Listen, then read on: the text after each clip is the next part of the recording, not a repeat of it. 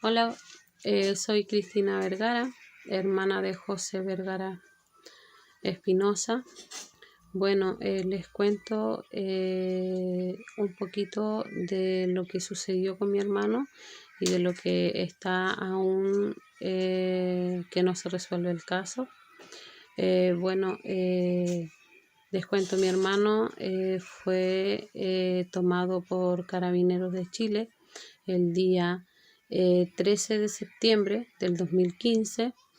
Él por su enfermedad, él tuvo una crisis de esquizofrenia. Él tenía esa enfermedad ya detectada, se le declaró a los 18 años de su edad. Él estaba con medicamentos, todo, pero en base a que mi papá se los daba, él no se las tomaba porque decía que le dolía la guatita. Esos son efectos secundarios del medicamento de mi hermano que él tenía que tomar. Entonces Carabineros se lo llevó, tomando detenidos, se lo llevó a la comisaría, dijeron que lo iban a tenerlo una horita nomás y lo iban a soltar. En caso de que siempre hacían ellos con mi hermano, porque a consultorio o ambulancia que llamábamos nunca iban. Y si iban, siempre iban mujeres más chicas que él, que mi hermano. Como mi hermano era bien alto, pasaba de que ellas nunca, no, mi hermano no se dejaba inyectarse por ellas. ¿Qué pasó? Que Carabineros perdió hicimos la demanda en la fiscalía, quedaron como imputados y tuvieron 2 años, 8 meses presos. ¿Qué pasó? Que después de ese juicio fue que ellos quedaron con una condena de secuestro simple, con una condena de 4 años y 4 años y un día. Y nada, pues ya ahí ellos quedaron en libertad porque habían cumplido ya los 2 años, 8 meses anteriores y quedaron con arriesgo nacional. Bueno, en estos momentos nosotros estamos a la espera de la Interamericana para que nos puedan acoger a la demanda que nosotros hicimos y podamos resolver de una vez por todas y podamos saber dónde está mi hermano. Porque lo único que se lo llevaron y lo dejaron en el desierto fueron los carabineros. Los últimos 4 carabineros en ver a mi hermano fueron ellos y ellos tienen que dar una respuesta. Si no la dan ellos, tienen que darla a la Interamericana. Entonces nosotros no los vamos a quedar tranquilos, esperamos confiada en Dios, en que puedan Dios de arriba alumbrarlo y que nos pueda dar una señal para saber dónde está. Espero que esta obra llegue al infinito y más allá, para que se pueda saber del abuso de poder que hace Carabineros y que hizo Carabineros con mi hermano, que hasta el día de hoy no ha aparecido. Todavía esperamos un José en la casa. Todavía esperamos a mi hermano con los brazos abiertos en la casa.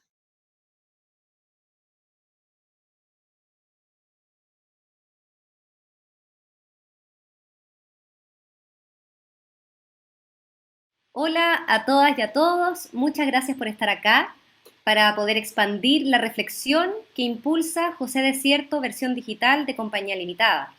Hoy nos reunimos para poder tener una conversación reflexiva en torno a la salud mental en nuestro país y sobre todo de cara a una nueva constitución, a partir del caso de José Vergara, tercer detenido desaparecido en democracia en la comuna de Alto Hospicio, quien, como Cristina Vergara, su hermana, comenta, vivía con el estigma de la enfermedad mental, la esquizofrenia, y que a raíz de un abandono por parte de la sociedad ve totalmente vulnerados sus derechos humanos. Y como él, seguramente hay muchas más personas. Como compañía nos impulsa el deseo de visibilizar su caso y a la vez ampliar la reflexión hacia la crisis de la salud mental que padece Chile y la fuerte relación que tiene esta crisis con la vulneración de derechos de las personas. Para llevar a cabo esta conversación, hoy nos acompaña Víctor Miranda, psicólogo de profesión con amplia experiencia en trabajo comunitario, trabajador público de la Red de Salud Mental Iquique, quien además realiza apoyo y acompañamiento a la familia de José Vergara Espinosa.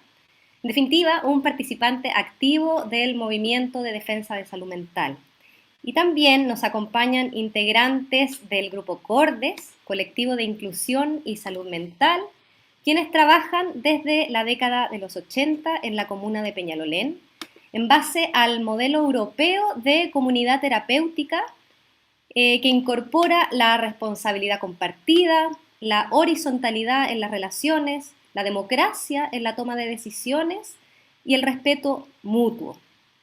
Bueno, además de darle la bienvenida, quisiera destacar este factor común que existe en nuestros y nuestras panelistas del enfoque comunitario para el trabajo en torno al tema que nos convoca.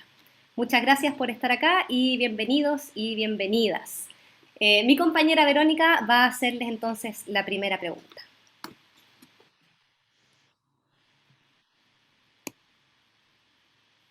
Ahí sí me escucho, ¿verdad? Sí. Gracias por esa introducción, Ignacia. También replicar el agradecimiento a todas y a todes por estar acá. Para partir esta conversación, este diálogo, este intercambio de ideas en relación a la salud mental en Chile, me gustaría hablar sobre una noticia que ha ocurrido hace pocos días acá en el sur de Chile. Yo en este momento estoy en la costa de Valdivia y he visto en la prensa local y también nacional un hecho que ha ocurrido acá en la comuna de Villarrica, muy cerca. Una madre muy joven, de alrededor de 30 y tantos años, un parricidio. Ella llama a la policía a los carabineros avisando de que ella ha dado muerte a su hijo de 4 años. La familia de esta mujer, su padre, básicamente apela al hecho de que esta hija estaba diagnosticada con un trastorno de bipolaridad y el CEFAM abandonó por las restricciones, los protocolos de cuarentena. Había un tratamiento que estaba abandonado. Entonces, esto nos lleva a pensar qué pasa en Chile para que esta historia, la historia de José, qué falta en realidad eso, qué le falta a las políticas de salud, qué le falta a Chile para que la historia de José o lo que le ha ocurrido a esta mujer allá en Villarrica no siga ocurriendo. Nada, saludar primero, gracias por invitarnos. Y claro, esa noticia, digamos, yo creo que nos toca a todos una fibra en el corazón, yo creo, porque no solo como por los hechos que describe la noticia, sino que por lo que plantean ustedes de qué pasó, como que esas preguntas se hace una, ¿no? Como qué pasó ahí, qué falta, qué no se hizo, qué no ocurrió para evitar que llegáramos a ese punto, que me gustaría destacar primero que son los puntos más graves de una situación de sufrimiento psíquico o de dolor mental, ¿ya? O sea, como lo que pasó, como recordamos a José o esta mujer en el sur de Chile, son situaciones que ocurren después de un abandono sistemático, como dicen ustedes, y que ocurren cuando efectivamente se nos olvida que existen personas que sufren, ¿ya? Yo creo que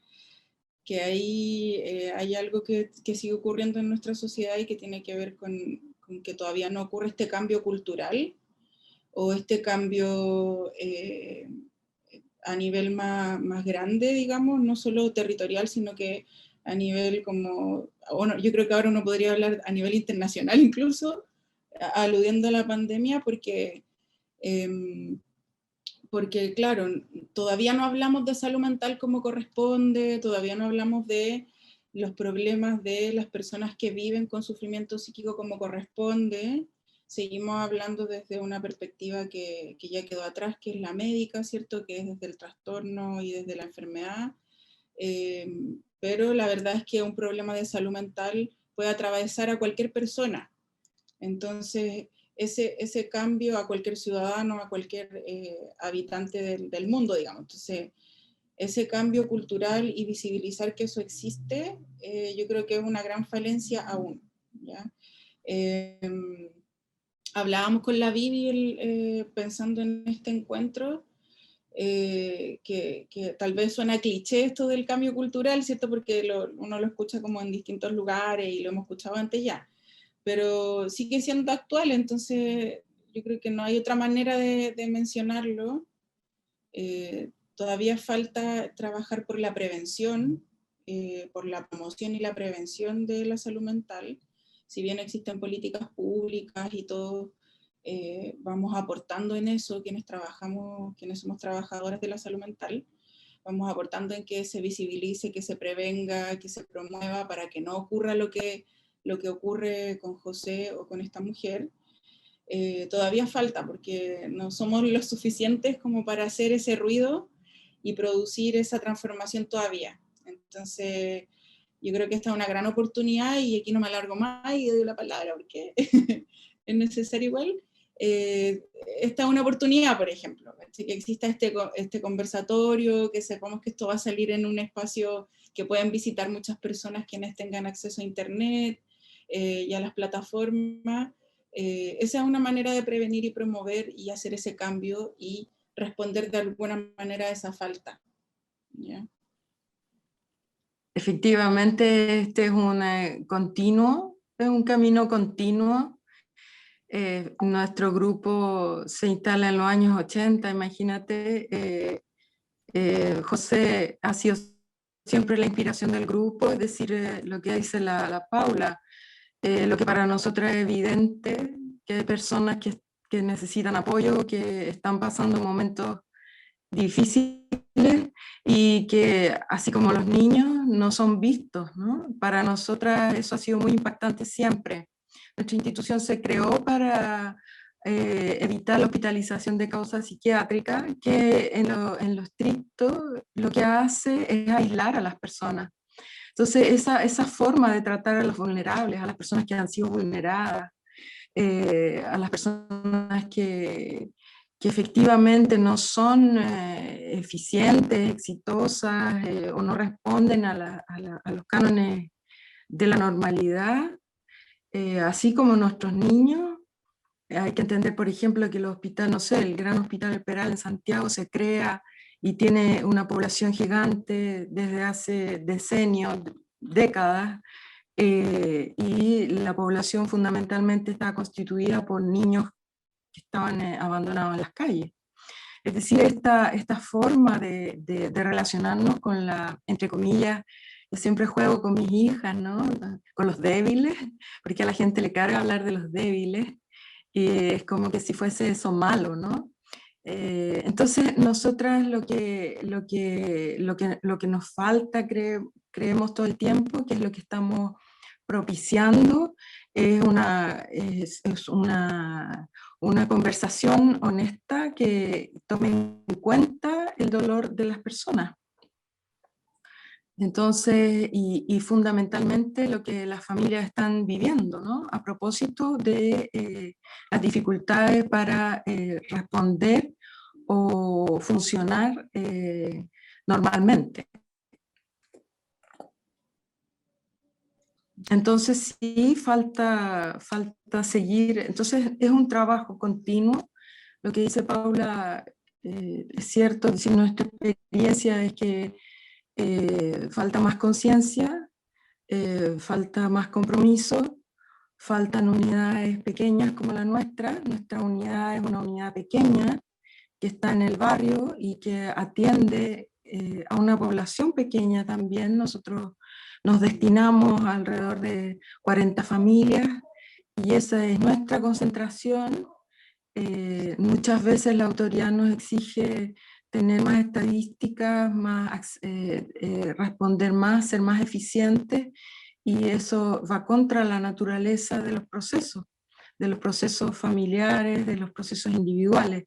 Entonces, para nosotros comunitarios ha tenido que ver con con una comprensión de que se trata de procesos humanos y en ese sentido requieren de tiempo. Gracias, muchas gracias, Víctor. Y desde tu perspectiva, ¿qué podrías agregar para poder evitar que esto vuelva a ocurrir? Primero que nada, gracias por la invitación a este espacio que es súper necesario poder dialogar, ¿no es cierto? Poder conversar y problematizar también nuestras prácticas cotidianas como trabajadores, como trabajadoras. Quisiera comentar algunos puntos que han salido en este espacio a partir de reflexiones que no son solamente individuales, sino que son reflexiones colectivas donde yo trabajo, que también lo hemos conversado con mis compañeros de trabajo y con el grupo de lectura en donde ya participo 11 de abril, que también hablamos sobre la infancia, ¿no es cierto?, y la niñez en este Estado chileno. Lo que me aparece inmediatamente es en este análisis que tú haces de una mujer, ¿no es cierto?, con un diagnóstico y comete un acto que para la prensa, ¿no es cierto?, es súper como atractivo y lo sitúan desde el diagnóstico inicialmente, porque además eso es curioso, porque lo inician del diagnóstico y luego la causa como al parecer parte de su condición. Me aparece el tema de los cuidados en términos generales, cómo la sociedad, cómo el Estado entiende los cuidados que lo necesitamos todos, todas, y que de alguna forma estas expresiones como de la necesidad de entender el cuidado de las niñeces, ¿no es cierto?, de las personas en situaciones de discapacidad, al parecer no está de alguna forma en una práctica que tenemos como sociedad. Yo creo que entendiendo que un Estado, un modelo neoliberal que nos habla permanentemente de que los problemas, ¿no es cierto?, se tienen que resolver desde la lógica, desde la responsabilidad individual. Entonces, si lo pensamos en problemática de salud mental, las responsabilidades deberían ser del sujeto que tendría que resolverlo con sus formas, ¿no es cierto?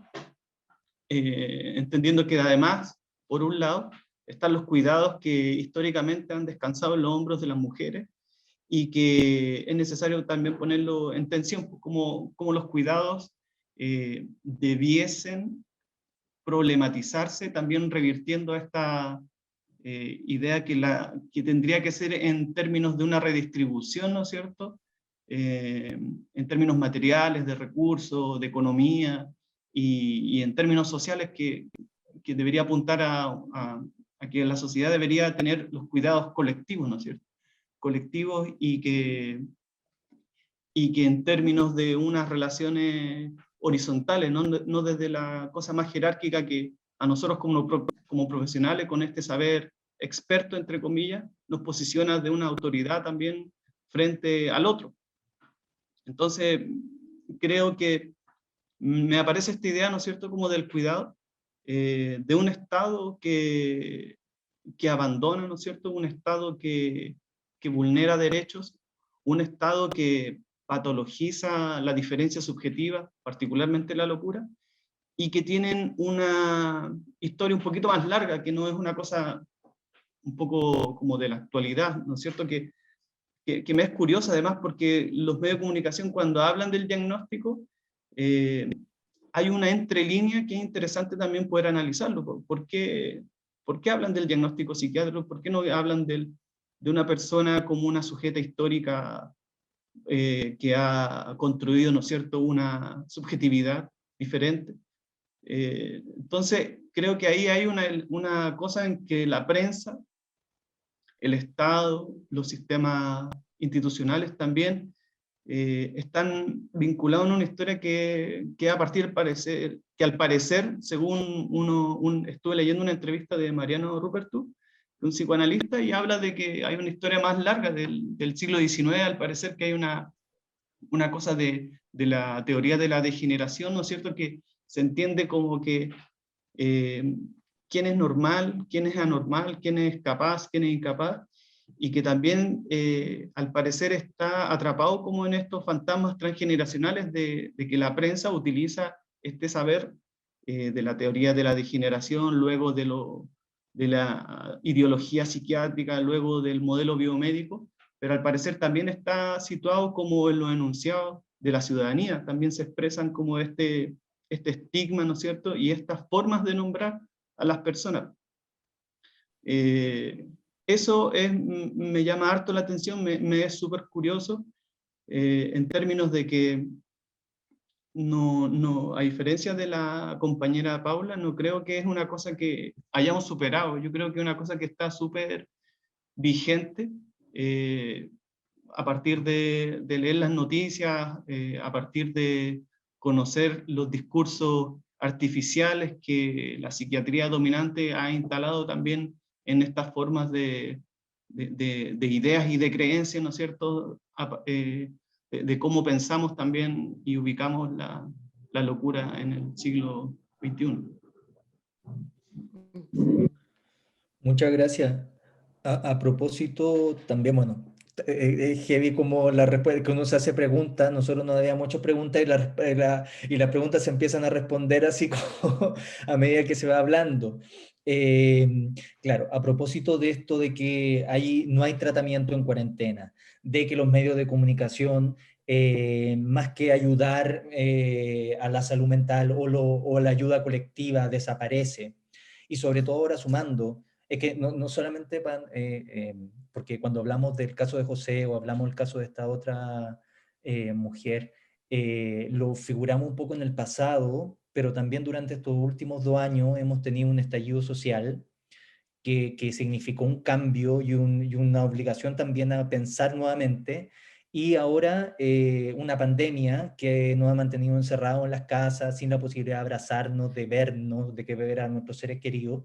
¿Cómo está la salud mental de estas personas? ¿Cómo está la salud mental de José, por ejemplo, ahora?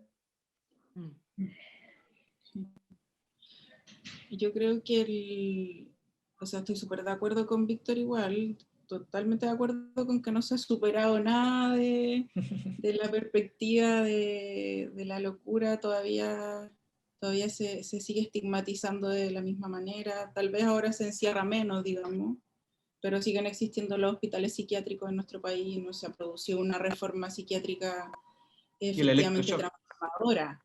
Y siguen habiendo prácticas vulneradoras como el electroshock. Ahí uno ha visto que se han tratado de levantar movimientos de personas en contra de esas prácticas, pero si tú vas o te involucras más en el sistema médico y entras, se sigue prescribiendo, totalmente de acuerdo. Yo creo que lo que pasó ahora con la pandemia y la pregunta de Jaime, así como ¿cómo están las personas? Lo que nosotros hemos visto, la experiencia nuestra durante el año pasado de pandemia y este año pandemia continúa, es que se perpetúa ese abandono. Hay un ejemplo súper concreto y claro, es que todas las unidades psiquiátricas que funcionaban en los hospitales generales se transformaron en COVID, se transformaron en unidades que dejaron de atender a las personas por la necesidad del tratamiento psiquiátrico, medicamentoso, etcétera, o incluso el tratamiento psicosocial que existe, entre comillas, dentro de esos hospitales, se acabó, se cerró, así era como, y fue súper impresionante para nosotras ver eso, porque nos mostró de nuevo como la fragilidad de este sistema de salud,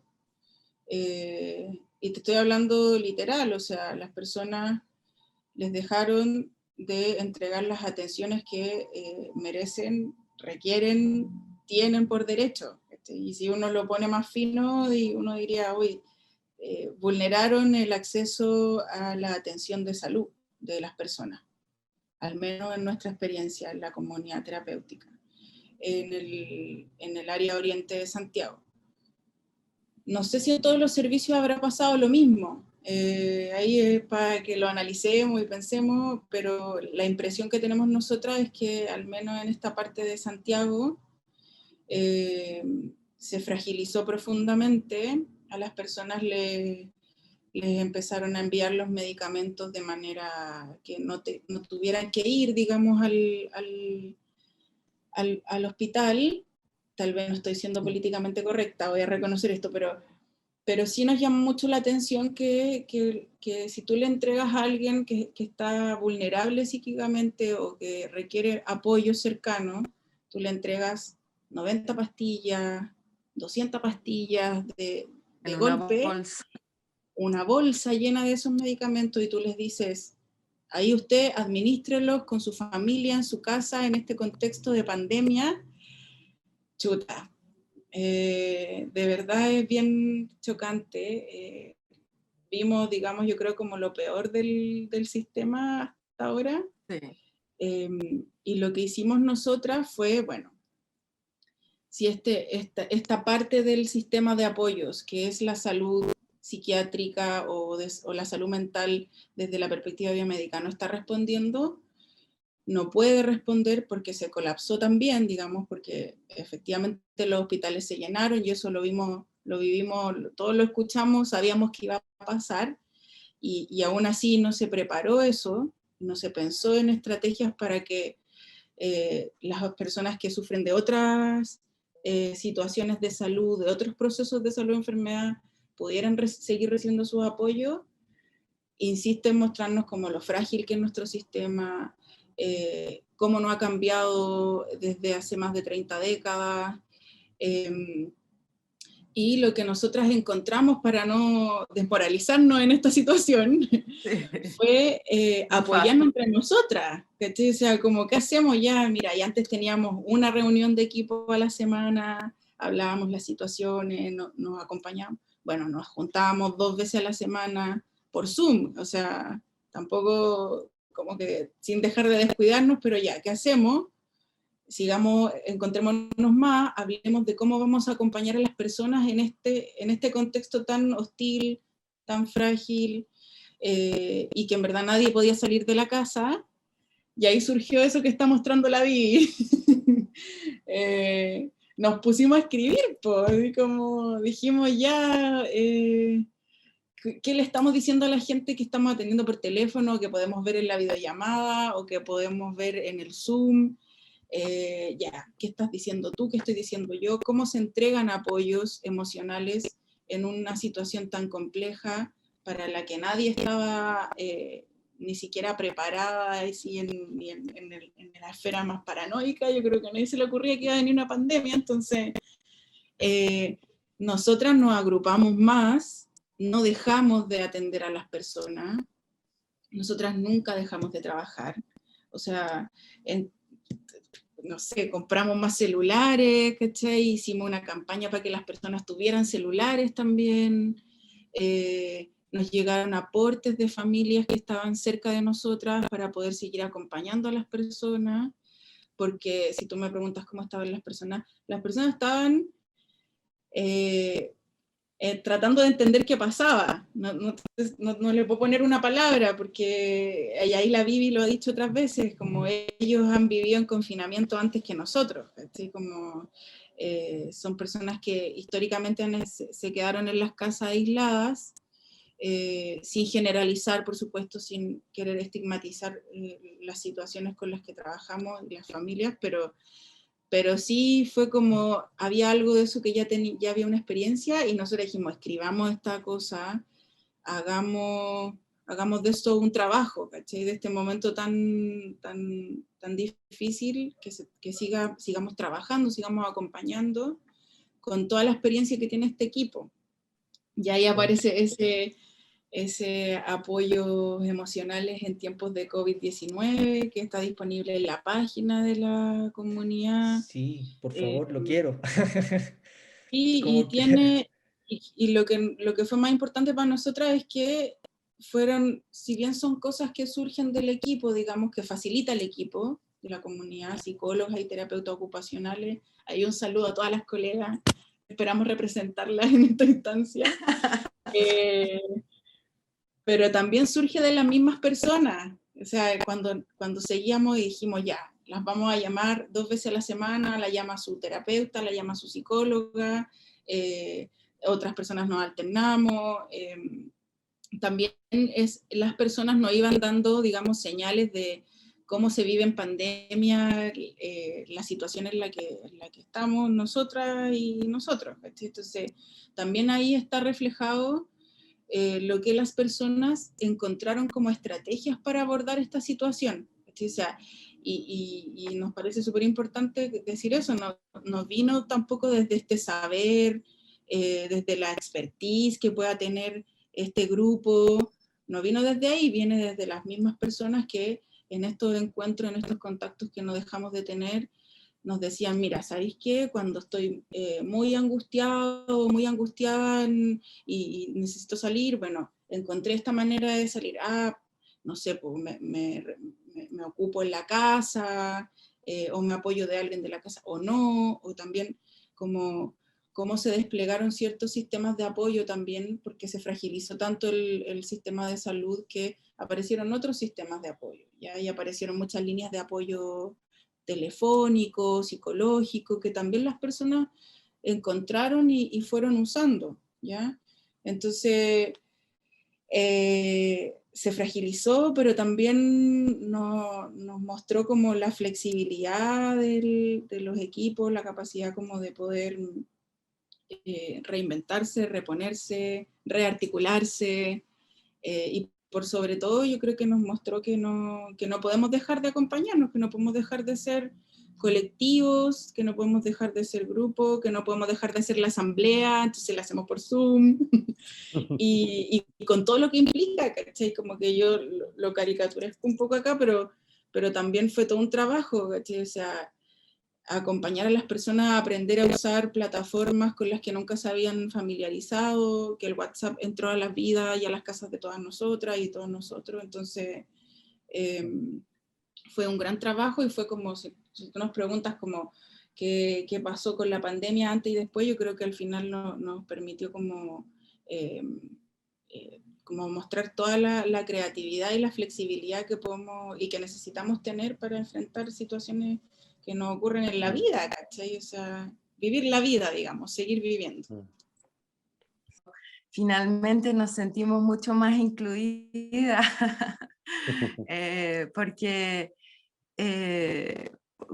¿entiendes? Como que ahora, por suerte, era como primera vez que estaba todo el mundo igual de mal que nosotras. Y pudimos en las familias hablar de manera más directa sobre lo que sentimos, ¿no? Porque justamente en nuestra sociedad hay un problema gigante en relación a los sentir, a la emoción, es considerada una falencia, es como que tienes que ponerte los pantalones, tienes que resolver, tienes que dejar de ser débil, y toda eso cayó, ¿no? Y éramos todos iguales, fuimos todos iguales por un largo tiempo. Entonces, efectivamente, nosotras en este periodo, pero yo diría que es importante entenderlo, nosotras no hemos dejado nunca de recoger, digamos, esta humanidad. Y en ese sentido yo quiero subrayar la componente sagrada que para nosotros tiene la vida humana. Antes de la pandemia, durante la pandemia y pospandemia, el índice de suicidio en Chile es enorme. Es enorme la cantidad de jóvenes, púberes, niños y ancianos que deciden suicidarse. Entonces, si eso no remece nuestras conciencias, no veo qué puede hacerlo. Sí, qué fuerte. Y también, de alguna forma, todos y todas estamos viviendo algo similar por el lado del teatro también, una búsqueda de lugares, de cómo sobrevivir esto. Quisiera preguntarle a Víctor cómo lo ve él también desde su trabajo, también quizás desde la experiencia en región, en Iquique, que también de repente es distinto lo que pasa en Santiago. ¿Qué nos puedes contar, Víctor? Claro, igual yo me pregunto si los sistemas, hablando sobre los sistemas de salud, ¿no es cierto? Como esta fragilidad, esta precariedad, ¿no es cierto? Si los sistemas de salud estaban precarios antes de la pandemia o después de la pandemia. Igual yo me pregunto inicialmente eso y me trato de responder que siempre estuvieron precarios en tantos recursos, ¿no es cierto?, en estructura, etcétera, etcétera. Nos encontramos con una situación en donde los sistemas de salud se encuentran desmantelados, pero no por la pandemia, sino que estaban antes ya en una situación de precariedad, entendiendo la salud pública Sí.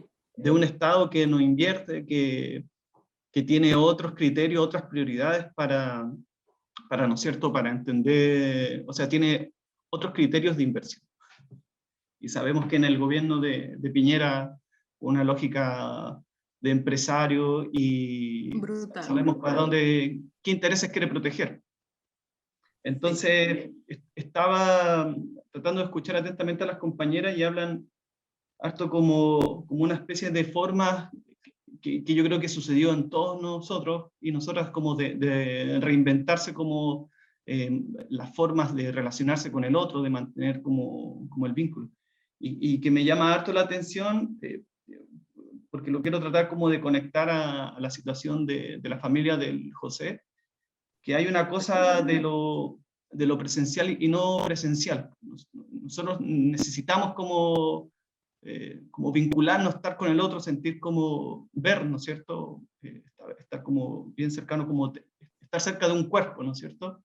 Y que lo no presencial lo castra, ¿no es cierto?, lo limita al no cuerpo. Entonces, pensando en la situación de José Vergara, ellos están sin un cuerpo cotidianamente, o sea, no tienen esta posibilidad de verlo, saber qué pasó y vivir como con esta angustia cotidiana de que los agentes del Estado, la policía particularmente, legitimó Sí. una forma de impunidad, ¿no es cierto?, y de violencia estructural hacia personas de sectores más populares y además con una condición de salud diferente. Entonces, me pasa un poco eso, como que creo que lo que nos pasa ahora de esta necesidad o de la no presencialidad también es como lo que le pasa a la familia, y que es una situación súper traumática y que no hay ninguna posibilidad como de despedirse, ¿no es cierto?, o de saber. Entonces es una angustia que me parece súper perversa y brutal de un Estado que tampoco existe el interés de reparar aquello. Como sabemos que también, volviendo a la pregunta anterior, ¿qué nos falta? Nos falta reparación, justicia y verdad frente a situaciones que me parece súper interesante, como lo mencionaba Jaime, que emergieron muchas narrativas y muchas reflexiones a partir del estallido. Y que esta cosa como Chile despertó, ¿no es cierto?, lo que nos entregó la revuelta, hubieron muchas cosas también en el ámbito de la salud mental, por ejemplo, que ponían en tensión ciertas ideologías y teorías que nosotros pretendíamos que estaban, que eran imposibles de quebrarse. Por ejemplo, me quedo con la frase: no era depresión, era capitalismo. Entonces, cuando nos dicen eso, cuando vemos, ¿no es cierto?, los rayados en las calles y que se van reproduciendo, ampliando, nos quiere decir bastante en un ámbito público, pero también nos está diciendo muchas cosas a los trabajadores, porque sostenemos una teoría y que decimos que la depresión es a partir de un desbalance bioquímico en el cerebro y que se resuelve con fármacos, etcétera, etcétera. Pero lo que nos están emplazando ahí es que hay unas condiciones de vida que incrementan, ¿no es cierto?, esta desigualdad económica y que se expresa en términos materiales. Lo pudimos ver en este sentido de que no existía, por ejemplo, la clase media, que existían sectores que tenían capacidad de endeudarse, pero por otro lado nos emplazaban con esta cosa de que al parecer hay que pensar otra idea o otra forma de entender como los estados de melancolía, de angustia, que no era depresión, era otra cosa. O sea, ahí nos dicen como, no habla mucho. Entonces, por un lado también aparece esto de que en la pandemia empezamos a hacer cosas que también estaban patologizadas, como por ejemplo el lavarle las manos permanentemente, y que eso dice que el TOC, ¿no es cierto? Que hay un diagnóstico que cuando tú te lavas muchas veces las manos o estás muy obsesionado con la limpieza, eso estaría... Y que también está esa teoría, yo creo que están como permanentemente emplazadas. Lo que nos pasa en el tema del COVID, que claro, hay una cosa que se va develando a la vez, que tiene que ver con las condiciones precarias de forma de existencia y de vida. No creo que se agudizaron, sino que se expresaron y se visibilizaron, como encontramos el ministro de Salud que dijo, no sabían que había hacinamiento, por ejemplo, en Chile. Entonces sabemos que hay una desconexión, una disociación importante de una clase dominante, ¿no es cierto?, que no tiene ningún vínculo con la clase más trabajadora. Y lo otro, que también, trabajando mucho en el hospital, nos encontramos con una situación que los funcionarios lo decían así: nosotros somos como piloto automático. Entonces trabajamos en una rutina con estas condiciones, con esta relación contractual como un horario, ¿no es cierto?, que no nos aumentaron el sueldo, que no nos prometieron el bono del COVID, etcétera, con mucho malestar, pero tenían que seguir trabajando. Entonces se empezó a naturalizar una práctica para seguir funcionando, y para ese seguir funcionando empezaron a consumir psicofármacos. Entonces hay mucho como de los trabajadores que hoy en día consumen como algo normal porque tienen que seguir trabajando independiente de las condiciones que estén, y que al parecer es como extraño los que no consumen fármacos. Entonces eso no es una cosa así como al azar, sino que también hay una ideología como la psiquiatría que ha medicalizado también los padecimientos, el malestar, y en este caso me llama harto la atención porque es como un malestar muy concreto, que al parecer es como evita cierta protesta social en el campo de los trabajadores. Entonces ahí ganan las farmacéuticas, ¿no es cierto?, ganan los psiquiatras, y como que no se problematiza aquello. Y llevo a nuestra última pregunta, pero como tenemos como poquito tiempo, lo vamos a hacer como más quizá a modo de juego, dinámica. Bueno, gracias a las hermosas elecciones históricas que ocurrieron este fin de semana, tenemos la posibilidad de construir una nueva constitución, finalmente, una constitución democrática, finalmente, y claro, nosotros como compañía también nos preguntábamos y también pensábamos que es una muy buena oportunidad para integrar lo que es la salud mental, no solamente la salud como un derecho, pero tal vez la salud mental, y nos preguntábamos cómo podríamos o cómo se debería integrar la salud mental o ser parte, cómo se podría llevar a cabo esto de manera constitucional para que quizás esto que hemos hablado sea finalmente un antecedente, un pasado, y construir un nuevo futuro para Chile. No sé, ¿qué piensan? Bueno, creo que de partida deberíamos fijar de que la salud mental es un derecho. Debería estar escrito. Que no hay salud sin salud mental. Sí. Oye, Esa es yo una creo- consigna esencial. Sí, como con participación, pues nada más que eso. Como, hace poco se promulgó una ley de promoción de la salud mental, y ahí yo creo que todas y todos miramos un poco en las redes sociales que emergieron movimientos para decir que no hay una ley de salud mental, y en eso yo creo que nosotros estamos de acuerdo, porque esa ley que emerge no es una ley que fue pensada con las personas. Digamos que fue todo lo contrario al estallido social, a las elecciones que tuvimos el fin de semana pasado. No se tomó en cuenta la opinión de los grupos, de los equipos, se hizo de manera completamente aislada. Entonces, yo partiría diciendo que aunque en los papeles diga que hay una ley de promoción de la salud mental, Chile todavía no tiene una ley de salud mental. Todavía no ocurre como debería ocurrir, como todos esperamos que ocurra, que es con la participación de las personas. O sea, pero es difícil porque no, como decía también Víctor, esa crisis de la salud y específicamente la salud mental se arrastra hace muchos años. El presupuesto que está destinado de salud para salud mental sigue siendo insuficiente. A nosotras nos siguen pagando por día de rehabilitación con un valor que da vergüenza comunicar, porque por supuesto que no financia todo. Comunícalo. 3.000 pesos. Por favor. 8.000 pesos. ¿Cachai? O sea, ¿Cuánto? no, o sea, como depende. 2.800 pesos por el día de rehabilitación. Claro, ¿cachai? Da vergüenza porque no puede ser, po. No puede ser que eso siga ocurriendo, o sea, como que es inexplicable, ¿cachai? Como dónde cuadra. Entonces... Hace 15 años este valor no se ha modificado en nada. Claro, y con Y esos eso valores... contempla una canasta que el FONASA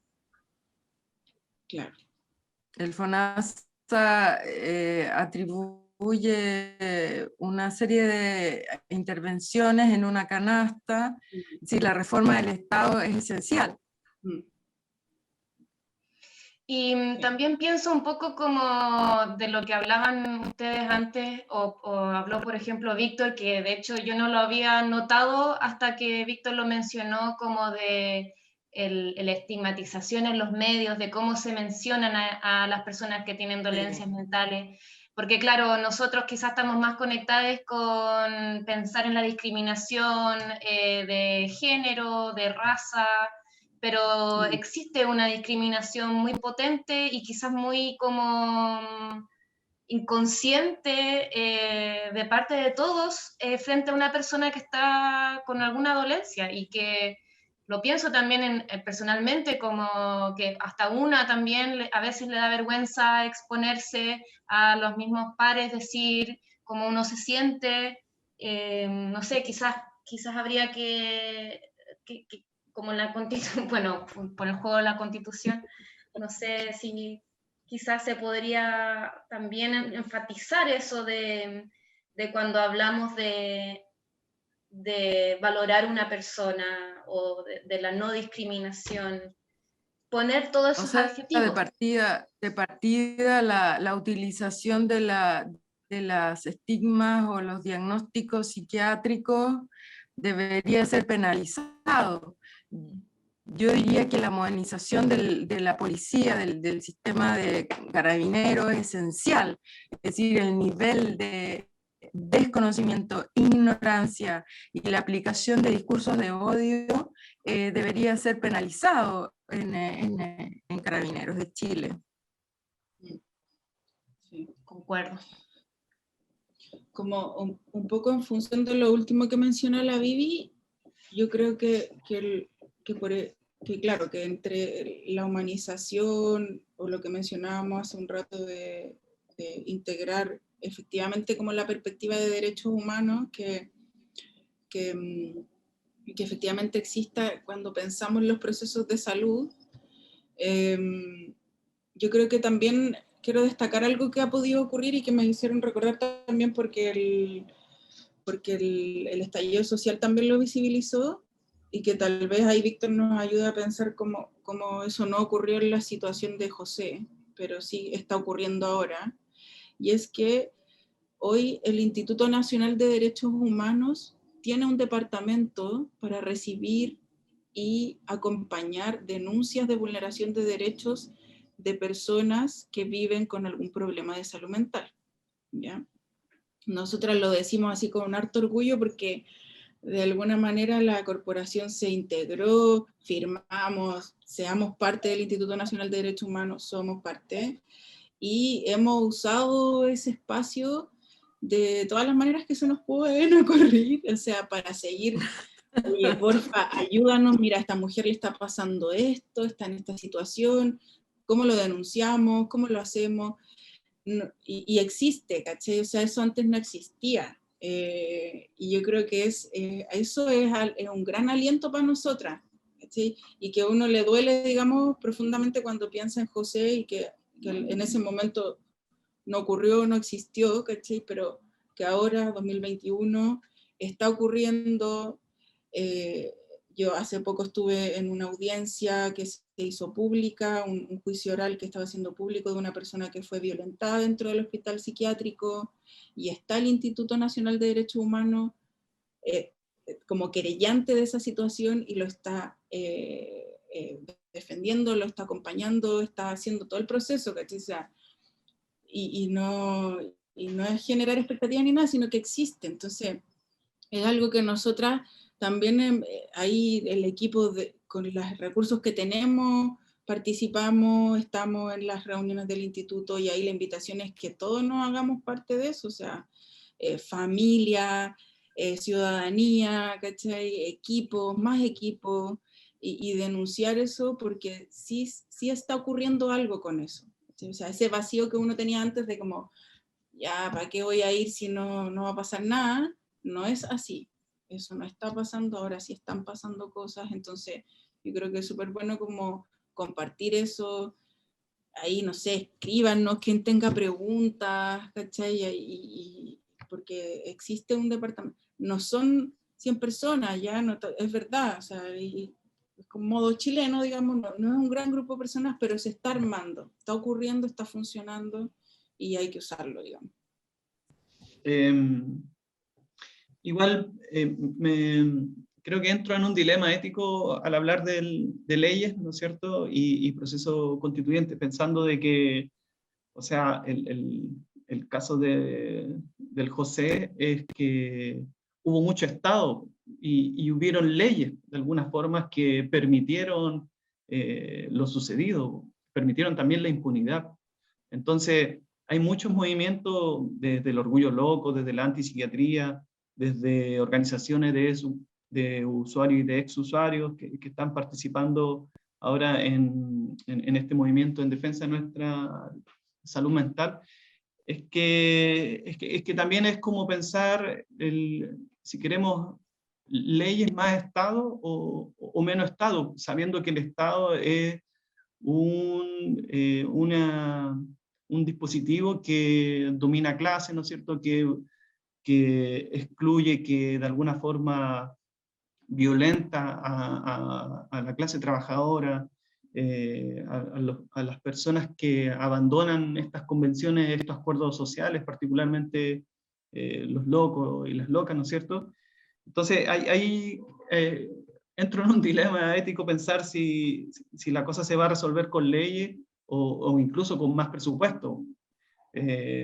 Como decían las compañeras, cómo mejorar, ¿no es cierto?, las condiciones laborales, de que haya participación. Entonces, ahí lo pongo como un antagonismo entre la cosa de leyes, presupuesto, versus un modelo que sigue vigente y que está en una cultura, ¿no es cierto?, que está en un discurso, que está en una ciudadanía también, frente a entender y comprender la diferencia subjetiva, y esa ideología es una lógica manicomial que ha permanecido por lo menos del siglo XIX hasta la fecha. Entonces... Gracias. Ahora Bosco. Sí, yo solo quiero agradecerles, ya estamos en el tiempo, se nos pasó volando la conversa. De verdad creo que es súper importante este encuentro. De repente no que estos temas de repente se van cerrando los círculos, y aquí estamos tratando de abrirlo, mirándonos también, encontrándonos también en nuestro espacio desde el teatro, el arte, y creo que en estas mezclas creo que va a surgir una nueva mirada que yo creo que todos estamos esperando, y estamos muy, muy agradecidos de esta conversación. Yo me siento como, de verdad, muy, muy acompañado a partir del mismo concepto que ustedes también han hablado y que nosotros también tratamos de plasmar la obra y en esta versión digital. Agradecer a la gente también que se quedó, que vio la obra y también nos acompañó en el conversatorio. ¿Algo más antes de ir cerrando muy brevemente? Agradecerle a Paula, Viviana, Víctor, ¿no es cierto?, por este encuentro. Gracias. Agradecer el espacio del mundo, el arte y la locura. Sí. Muchas gracias a ustedes. Para nosotras es una súper alegría, la verdad que nos pasa en estos años que de repente no nos visitan mucho, nos encanta que vengan a acompañarnos, a compartir, y solo yo quisiera subrayar que no existe una solución total, no estamos buscando una solución total. La ley es un aspecto, todas las organizaciones deben seguir trabajando, cada una de las opiniones aporta, y efectivamente lo que se necesita es una reforma de FONASA, de la valoración de nuestra actividad en nuestra sociedad, y nada, solo agradecer. Que nos vaya bien. Nos va a ir Gracias. bien, nos va a ir muy bien. Gracias. Gracias.